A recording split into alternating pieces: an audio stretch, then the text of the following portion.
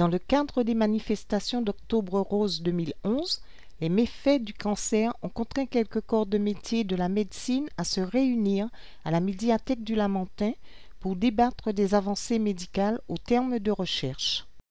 Au cours de leur séance de travail, les médecins s'adressaient à une assemblée avertie en martelant incessamment le mot « dépistage » dans le but que les professionnels de santé aient le même réflexe face à leurs patients, qu'ils ne le perçoivent pas avec une importance identique. Ça reste quand même un sujet tabou et c'est très difficile de convaincre les gens pour se faire dépister. Et d'ailleurs, les gens ont tellement peur que quelquefois les femmes ne viennent même pas voir le gynécologue tellement elles ont peur qu'on leur découvre quelque chose. Mais en réalité, le raisonnement n'est pas bon. Parce que quand on découvre la pathologie à un stade avancé, il est trop tard. Et le traitement qu'on fait à ce moment-là n'est pas du tout celui qu'on ferait si on dépistait un petit problème. Cela veut dire un cancer à un stade de début ou alors au stade précancéreux. Donc l'objectif, ce n'est pas de dépister un cancer, mais de dépister les petites lésions qui se transformeraient dans les années suivantes en un cancer. Et ces petites lésions dépistées très tôt se prennent en charge correctement avec un pronostic de 100%. Les chiffres du cancer de la prostate parlent d'eux-mêmes et ne rassurent pas les praticiens quant à la prise de conscience de la population masculine. Premier cancer en fréquence, premier cancer en mortalité, 500 nouveaux cas de cancer de la prostate chaque année en Guadeloupe, une centaine de personnes qui en décèdent chaque année. Donc c'est notre premier cancer dans sa fréquence, dans sa mortalité. C'est un cancer qui revêt dans notre région une forme plus agressive que celles qui peuvent exister dans les autres régions de l'Hexagone. Nous avons des facteurs de risque supplémentaires. Le chlordécone est un facteur de risque maintenant scientifiquement prouvé de survenue du cancer de la prostate. Donc il doit bénéficier de toute notre attention, tous nos soins. La démarche peut-être supplémentaire serait de le dépister de façon organisée avec l'association de dépistage des cancers de la Guadec, parce que ça nous permettrait, je le crois, de toucher les plus fragiles d'entre nous, ceux qui ne répondent pas bien, qui ne viennent pas faire la demande parce qu'ils reçoivent moins d'informations, parce que nous avons moins de médecins en Guadeloupe que dans d'autres régions de France. Peut-être qu'une campagne de dépistage pourrait plus facilement les atteindre. Je pense que le dépistage serait un moyen de bien structurer la surveillance de la prostate en Guadeloupe. La mammographie est à la disposition des personnes du sexe féminin qui ne devraient pas négliger de se faire dépister.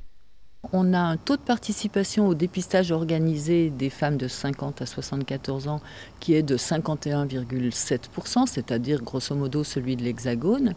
Mais par contre, on a une petite particularité épidémiologique qui fait qu'en Guadeloupe, environ 40% des cancers du sein sont diagnostiqués avant l'âge de 50 ans, donc échappent au dépistage organisé. C'est pour ça que nous, on espère pouvoir proposer à la population un dépistage organisé, donc de façon bien structurée, qui ne laisse personne hors du système à partir de 40 ans. Puisqu'on s'est rendu compte que sur l'ensemble des cancers du sein qui sont diagnostiqués chaque année en Guadeloupe, il y en a 30 sur 100, 30%, qui sont diagnostiqués entre 40 et 49 ans, donc qui, en l'état actuel des choses, échappent à notre dépistage. Ceci étant dit, le cancer du sein reste moins fréquent en Guadeloupe et aux Antilles qu'il ne l'est dans l'Hexagone. Mais s'il intéresse des femmes un petit peu plus jeunes. D'où l'intérêt de ne pas les exclure d'un dépistage organisé. Le public qui avait répondu massivement à la conférence débat tenue à la salle Georges Tarrer n'a pas hésité à interroger les spécialistes médicaux, comblés par la pertinence des questions, ayant trait aux précautions à prendre pour un mieux-être quotidien. Les discussions étaient axées sur une directive lorsqu'il s'est agi de faire comprendre que pour éviter d'être atteint, un seul mot s'impose, prévention, qui s'accompagne du dépistage décelant les éventuelles traces d'une pathologie dont les symptômes ne sont pas encore perceptibles. Au moins un tiers des femmes n'est jamais dépisté dans sa vie, alors qu'il existe un examen extraordinaire qui s'appelle le frottis et qu'il convient de faire entre 25 et 65 ans.